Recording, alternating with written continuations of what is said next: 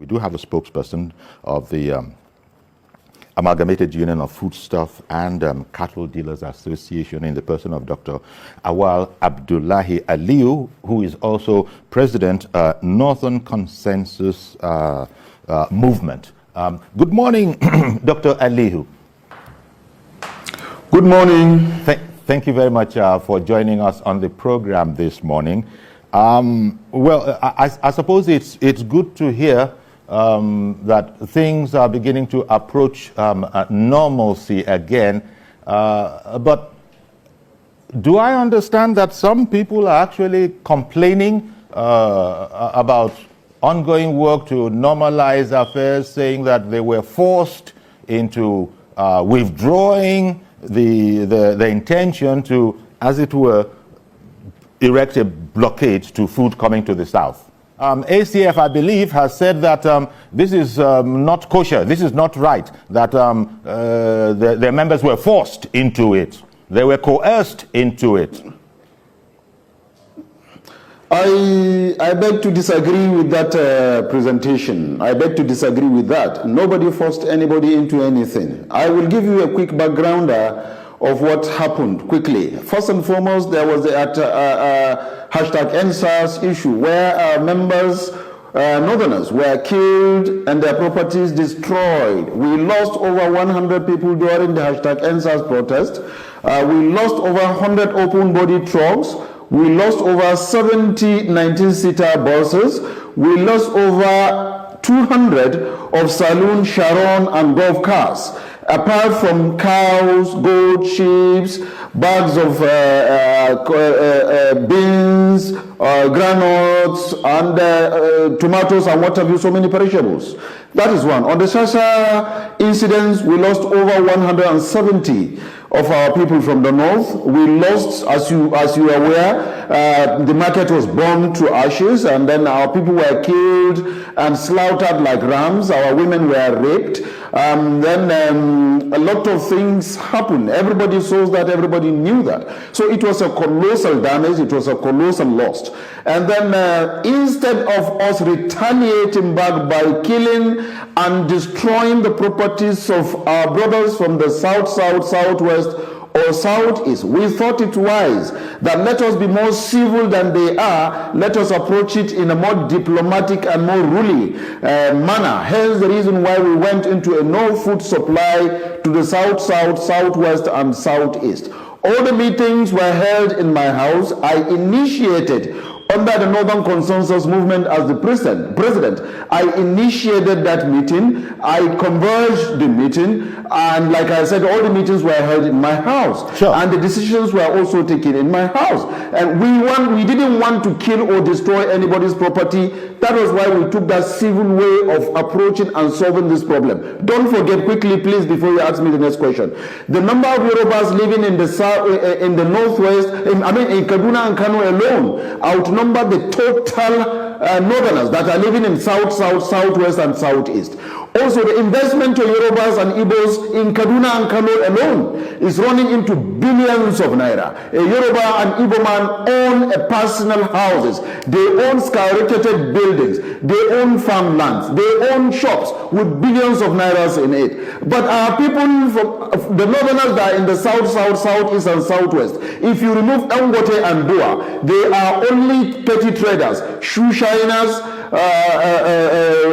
fingernail cutters, wheelbarrow pushers, Okada riders, suya makers. Now, if we had allowed our people from the north, with the tension that was on us at that time, to take to the street and protest and begin the killing and destruction of properties of the Yorubas and the Igbos, who would have lost more between us and the other part of Nigeria. Hence the reason why I converged that meeting under the Northern Consensus Movement, call all the aggrieved groups, sit down and begin to discuss. A lot of disagreement took place, a lot of fightings between us took place before we finally agree that there will be no attack, there will be no reprisal attack, but we will resort to peaceful way of presenting our grievances and this our agreement over the killings and destructions. So we did not force anybody into anything. What we did was to save the situation, was to make sure that nobody, no Southerner is killed or destroyed. Dr. Aliyu, I'm afraid you misunderstood my question, but still, the response you gave to the misunderstood question is also quite informative. The point I was making in the question that I think you misunderstood is that we are reading in the press that there are elements to the those who were engaged in the blockade saying that it now having been called off, they were for. You're now saying you're resuming business so that they can come to succor. Yes, that is exactly what I'm saying. Our people can resume business. We've had a commitment. You will see that Femi Fani-Kayode was part of that meeting. Femi Fani-Kayode is representing the southwestern people. Governor Seyi Makinde, of where the thing happened, the governor of Lagos State, Ogoho, Gani Adams, and the rest of them. We had that discussion under the leadership of Governor Yahaya Bello. So yes, we are resuming. Our people have been given the go-ahead to resume business, to resume movement of goods and properties from the north to all other parts of Nigeria. Okay. Here I would want to sincerely thank and appreciate Governor Yahaya Bello for his patriotism, for his nationalistic thinking, for his goodwill. I will tell you that he is a great guy. We appreciate him because he intervened, though he was instructed by the President and Commander-in-Chief, President Muhammadu Buhari, to intervene into this issue, call us and discuss to know what really transpired, what are our demands, what we wanted. And we explained to him after the meeting. He led us to the presidency. We met with the Chief of Staff to the President. We had a fruitful discussion. All our demands were accepted, and we had been promised that the 5-point demand we presented will be duly approved. And there was a little matter. Sorry, Doctor. There was a little matter of what is it? 450 billion naira that you were demanding from the federal authorities. Was that also? No, I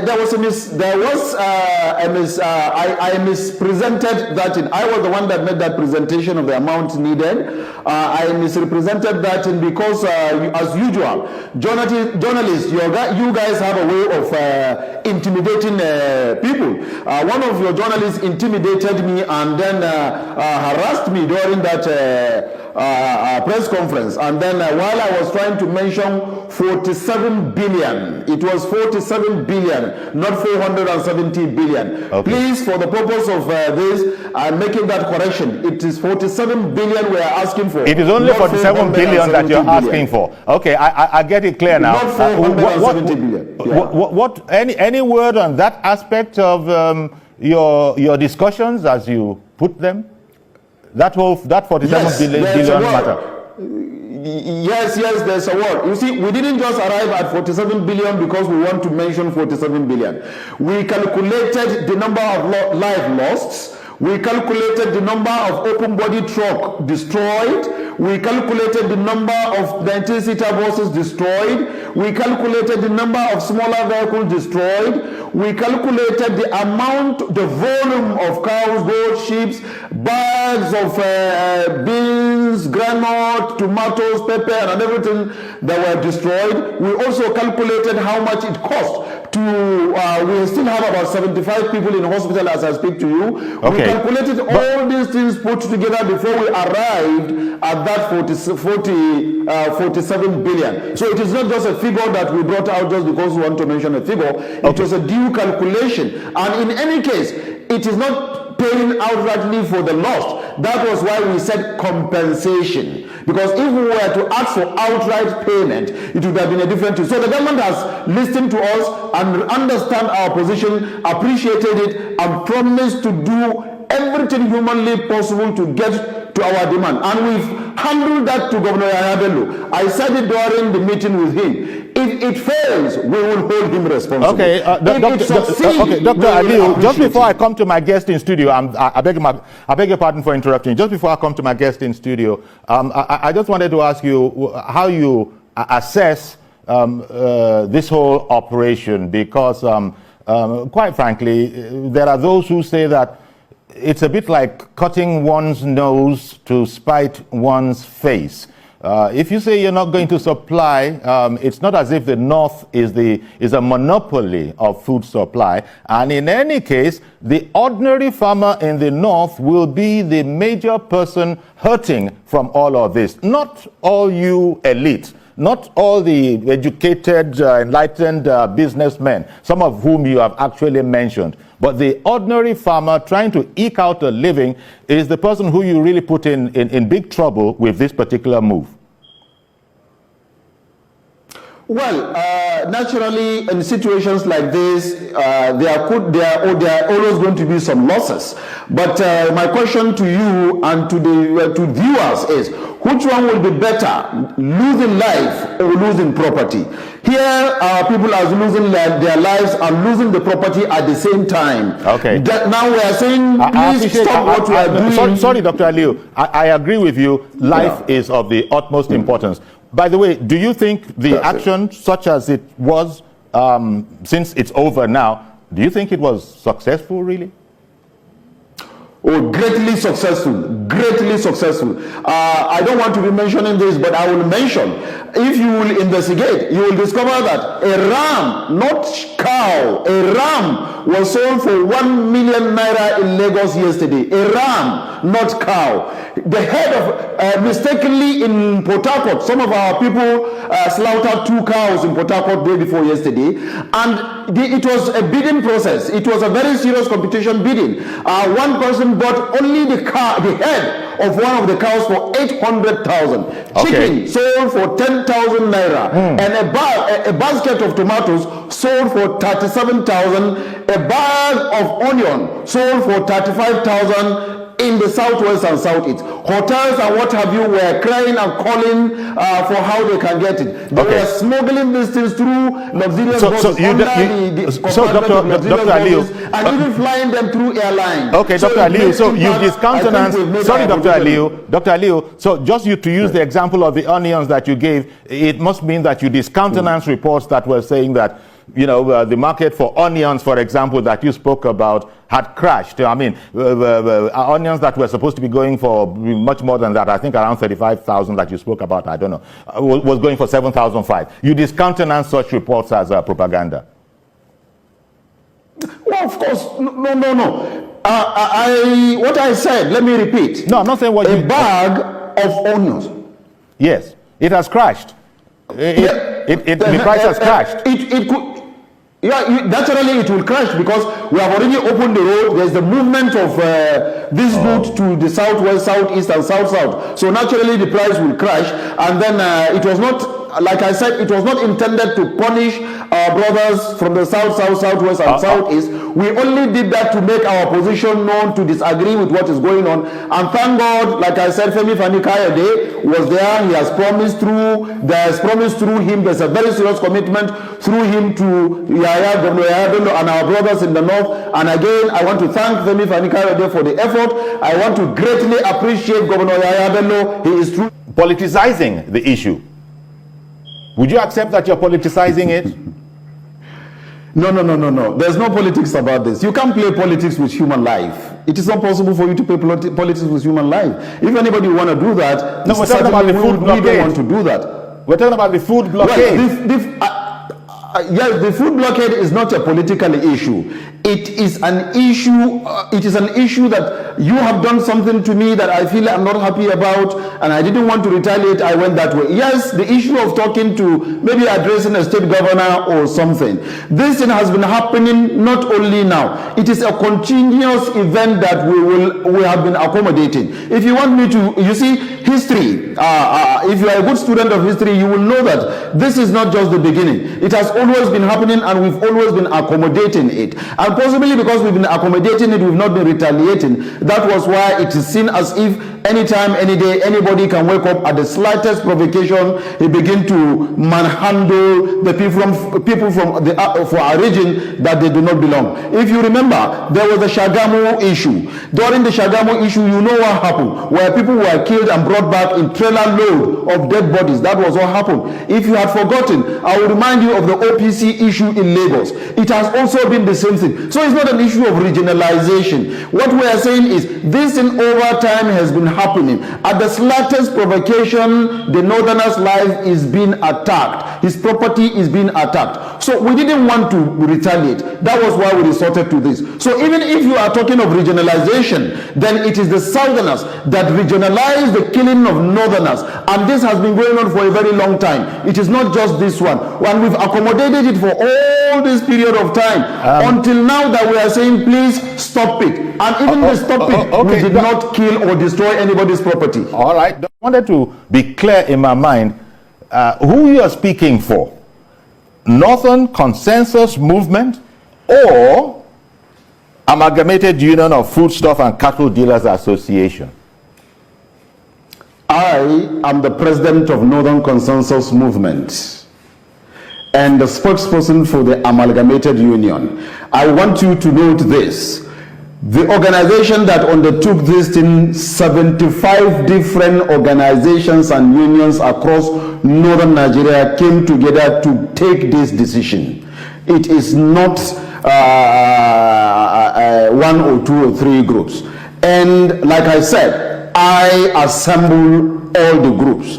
I repeat, I assemble all the groups, and the meetings took place in my house. That is why we have the meetings. So I am speaking for these groups, not only for Northern Consensus Movement. And I had always, since the beginning of the project, when I brought them all, I have always been the one speaking for the group. So I'm not just speaking for Northern Consensus Movement, I'm speaking for the 75 different groups. The Amalgamated Union come up because of the food issue thing. That was why the name is so prominent. Otherwise, 75 different groups are involved in this. Okay. And just before I come to studio, the blockade is off. Food is now coming. It's off, yeah. It's going everywhere. All these ideas about you were going to have to start exporting to other neighboring countries since there was no more market in the south. Those plans are on hold, or you're sort of widening the supply route. What's with all, or was that just careless talk? No. It was not a careless talk.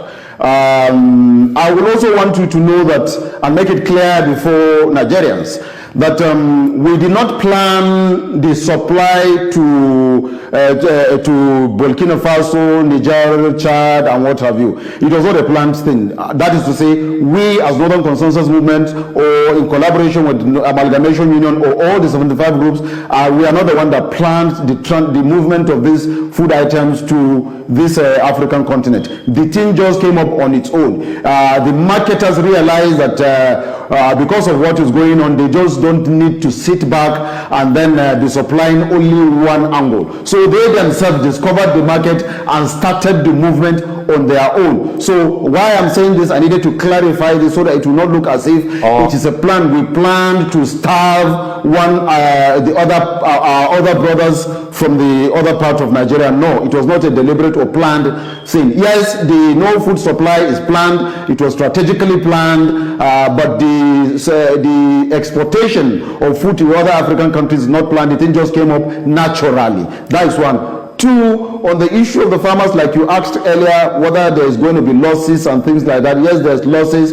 Losses have been incurred, but I think our people appreciated those losses because it's better than losing life. Two, yes, we have opened the road, and then the food supply continue. And then if like Egaho through Femi Fanikayo, they said he will be waiting at the border to receive northerners bringing food, and he will escort them with his people to whichever market. Now that is unity in Nigeria. Okay, Dr. Aliyu. Okay, you did